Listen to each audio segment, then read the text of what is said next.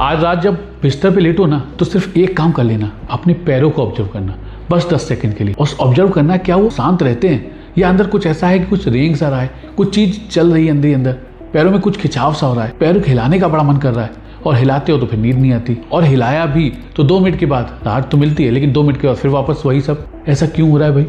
और आपके साथ अगर ऐसा होता है तो ये वीडियो पूरी देख लेना, समझ जाओगे कि हो क्यों रहा है। अब इसका कारण क्या है इसको समझते हैं, क्योंकि मैं आज ना वो नॉर्मल बातें नहीं बताने वाला कि कैल्शियम ले लो, विटामिन B12 ले लो ना, ये सब नहीं है। मैं आपको आज रियल कारण बताने वाला हूँ कि हो क्यों रहा है, और मैं उस असली वजह की बात करने वाला हूँ जो चुपचाप सालों तक लोग झेल रहे होते हैं और अक्सर उन्हें पता ही नहीं होता कि ये बॉडी आपको कुछ सिग्नल दे रही थी और सिग्नल को आप इग्नोर कर रहे थे। इस कंडीशन का नाम है रेस्टलेस लेग सिंड्रोम या RLS भी बोल सकते हैं, कि ज़्यादातर लोग इससे परेशान हैं, 10 करोड़ से ज़्यादा लोग, जो ऐसा डाटा बताता है। लेकिन सबसे बड़ी प्रॉब्लम यह है कि उन्हें इस RLS के बारे में कोई जानकारी नहीं कि है क्या, और सबसे बड़ी प्रॉब्लम यह है कि वो रीजन भी गलत समझ लेते हैं। जैसे किसी ने बोला कि भाई कैल्शियम ले लो तो फिर कैल्शियम लेने लगे, किसी ने बोला विटामिन B12 ले लो तो फिर वो लेने लगे, किसी ने कहा कि पैर दबा लो उससे आराम मिल जाएगा, और लोगों सालों साल तक इसी में फंसे रहते हैं। उम्र हो जाती है, अब ऐसा हो क्यों रहा है ये नहीं मालूम।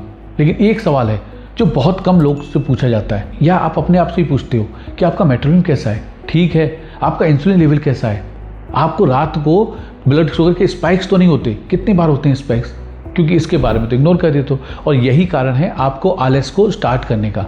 मैं देखो ये सीधे से नहीं कह रहा कि अगर डायबिटीज है तो ही RLS होगा, रेस्टिंग लेग सिंड्रोम, ऐसे तभी होगा जब डायबिटीज है ना।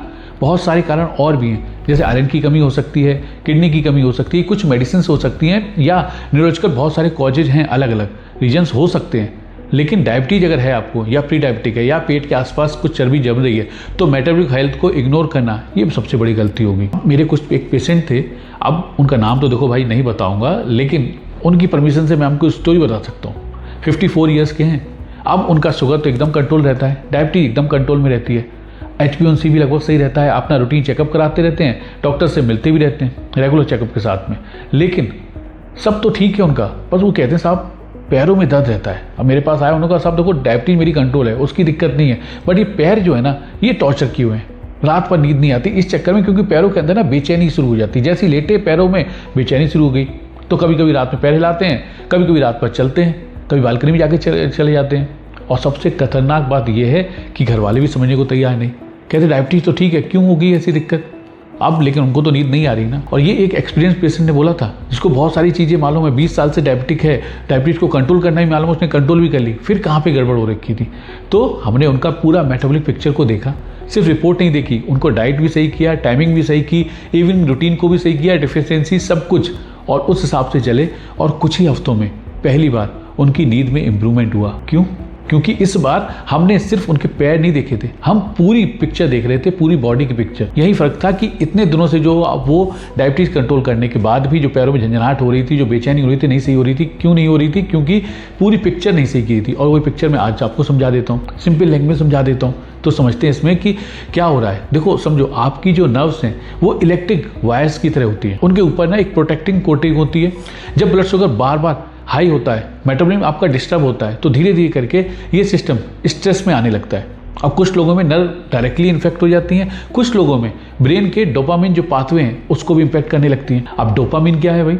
डोपामिन वो केमिकल है जो लेग को स्टिल रहने में मदद करता है, और जब ये पाथवे इफेक्ट होता है ना, तो रात को पैर शांत रहने के बड़ा मुश्किल हो जाता है, झंझनाहट होने लगती है, क्योंकि पाथवे ही गड़बड़ हो रखा है। अब एक और चीज़, RLS जो है, रेस्टिंग लेग सिंड्रोम जो है, सिर्फ पैर की प्रॉब्लम नहीं है, ये नींद भी चुरा लेता है आपकी। और जब नींद खराब होती है ना, तो अगली सुबह बॉडी का जो इंसुलिन है और भी बुरा असर करने लगती है। तो अब इससे क्या होगा? आपका मेटाबॉलिज्म और खराब, नींद और खराब, जो आपके सिम्टम्स हैं वो और ज़्यादा स्ट्रॉन्ग, और एक चक्कर सा बन जाता है जिससे निकलना ना मुश्किल है। इसलिए सिम्टम को दबाना कई लोगों में काफ़ी नुकसानदायक भी होता है।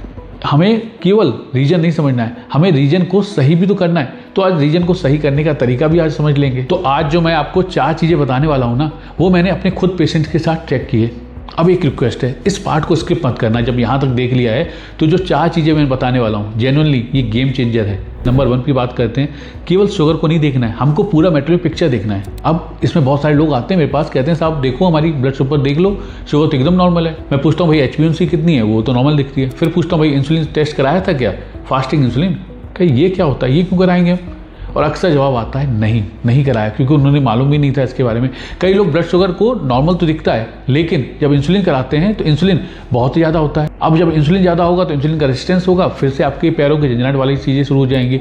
तो मतलब बॉडी ना इंटरनली स्ट्रगल तो कर रहा है, रिपोर्ट में नॉर्मल दिख रहा है, लेकिन रिपोर्ट कई बार नॉर्मल होती है क्योंकि रिपोर्ट हमने कराई नहीं थी इंसुलिन। इसलिए अगर आपको डायबिटीज है, प्री डायबिटिक है या मेटाबॉलिक सिंड्रोम का कोई भी सिग्नल है, तो अपने डॉक्टर से पूछ के फास्टिंग इंसुलिन टेस्ट करवाओ, या दूसरे मेटाबॉलिक जो मार्कर्स होते हैं उनको देखने की भी जरूरत है। सिर्फ एक नंबर पूरी कहानी को बदल सकता है। अब नंबर 2 की बात कर लेते हैं। नंबर 2, आयरन की जो कमी है उसकी वजह से भी पैर में झंझनाहट होती है, और ये बड़ा मिसअंडरस्टैंडिंग है। इसमें लगता है कि भाई मेरा हीमोग्लोबिन तो ठीक है, हीमोग्लोबिन नॉर्मल है मतलब आयरन भी ठीक होगा, ऐसा जरूरी नहीं है। फेरेटिन जो है ये बॉडी का आयरन स्टोर को बढ़ाता है, और अगर ये कम है तो बहुत सारे लोगों में पैरों की समस्या रहती है। फेरेटिन अगर ब्रेन में जो डोपामिन का जो मैं पाथवे बताया था ना, उसको डिस्टर्ब करता है, और डोपामिन वही चीज़ है जो रात को पैर को स्टिल रखने में आपकी हेल्प करने वाला था।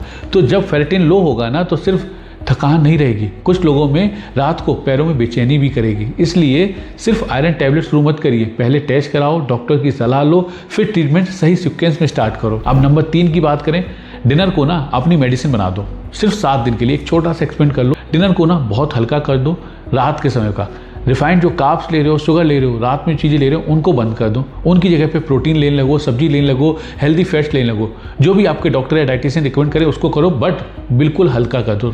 केवल डिनर की बात कर रहा हूँ, क्यों? क्योंकि रात में ना लोग लेट नाइट में हैवी खाना खाते हैं, ब्लड शुगर के स्पाइक्स होते हैं, रात को सिम्टम्स और ज़्यादा नोटिसेबल बना देते हैं, और इसलिए तो आपके पैरों में झंझनाहट होती है। तो रात का जो डिनर है उसको कम कर दो, और मैं गारंटी देता हूँ अगर इसको कर लिया तो 90% लोगों में फ़र्क 1 हफ्ते के अंदर ही महसूस हो जाएगा, अगर आपने केवल डिनर को लाइट कर दिया और जल्दी कर लिया। अब नंबर 4 की बात कर लेते हैं। मेडिसिन से पहले ना मूवमेंट को इंप्रूव करो, जैसे शाम को सिर्फ 15 मिनट ब्रिस्क वॉक कर लो। अगर वॉक पॉसिबल नहीं है तो घर में ही केवल काफ रेजेस करने लगो, 20 रिपीटेशंस कर लो 3 सेट के। और जब मसल्स काम करती है ना, तो वो एक स्पेशल गेटवे खोलती थी जिसको बोलते हैं GLUT4। ये ब्लड से ना ग्लूकोज को सीधे मसल्स में ले आता है बिना इंसुलिन के। इसमें यहाँ पे इंसुलिन की भी जरूरत नहीं है, इसलिए चलना भी मेटाबॉलिज्म को सपोर्ट करने लगता है। और कई बार ना लोगों की जो रात के सिम्टम्स हैं, जो एकदम पैरों में झंझनाहट हो रही थी, उनसे बहुत जल्दी से आराम मिल जाता है। तो करना क्या है, सिंपल सा है, फ्री है, और साइड इफेक्ट कोई है नहीं। अब मैं कुछ सिम्टम्स बता रहा हूँ, अगर वो सिम्टम्स आपको हैं तो इनको नोट डाउन कर लेना, या जो अभी सिम्टम लिखे हुए हैं इनको आप स्क्रीनशॉट ले लेना। जैसे कि आपके पैरों में बेचैनी हो रही है, ज़्यादातर शाम को या रात को होती है, पैर हिलाने के बाद थोड़ी देर आराम मिलता है, फिर से वही हो जाती है, बैठते हो लेटते हो सिम्टम्स बढ़ जाते हैं, नींद बार बार टूटती है पैरों की बेचैनी की वजह से, और आपको डायबिटीज या प्री डायबिटिक है या किडनी डिजीज है, तो ये डायग्नोसिस नहीं है, ये सिर्फ अवेयरनेस है कि रेस्टिंग लेग सिंड्रोम हो सकता है, तो इसको इग्नोर नहीं करना है। मैं एक बात दिल से कहना चाहता हूँ, बहुत लोग सालों तक सफ़र करते हैं रेस्टलेस लेग सिंड्रोम से, सिर्फ इसलिए क्योंकि उन्हें लगता है ये उम्र की वजह से हो रहा है, ये सबके साथ होता होगा, डायबिटीज़ में ये कॉमन है। ये कॉमन नहीं है, नॉर्मल नहीं है, ये सही हो सकता है। जो आपको 4 चीज़ें बताई हैं, केवल 4 चीज़ों को करना शुरू करो, और अगर आपका शरीर रोज़ रात को कुछ सिग्नल दे रहा है तो उन सिग्नल को ना इग्नोर मत करो, वो आपको आवाज़ लगा रहा है, उनको दबाओ मत, समझो उनको। जितनी जल्दी सही सवाल पूछा जाता है उतनी जल्दी सही डायरेक्शन भी मिलती है। तो आपका अगर सवाल है कि पैरों में झंझनाहट होती है, तो मैंने आंसर आपको दे दिए, 4 तरीके बता दिए, उन 4 तरीकों कर लो। 1 हफ्ते भी अगर करके देखते हो, आपकी लाइफ में ना इंप्रूवमेंट आएगा ही आएगा। जो आपकी नींद खराब हो रही है उसमें इंप्रूवमेंट 100% आएगा। अगर अब तक ये वीडियो देखी है ना, तो आपको मालूम है, आपको इन्फॉर्मेशन आपके लिए इंपॉर्टेंट थी। बस एक मेरी छोटी सी रिक्वेस्ट है, अगर आपके घर में आपके माँ बाप को, आपकी स्पाउस को, आपके दोस्त को, भाई बहन को, किसी को भी रात को बेचैनी होती है, तो ये वीडियो उनके साथ शेयर करिएगा, ताकि वो ये 4 तरीके से अपना के अपनी लाइफ को और बेटर कर सके। मिलते हैं अगली वीडियो में, बाय बाय, टेक केयर।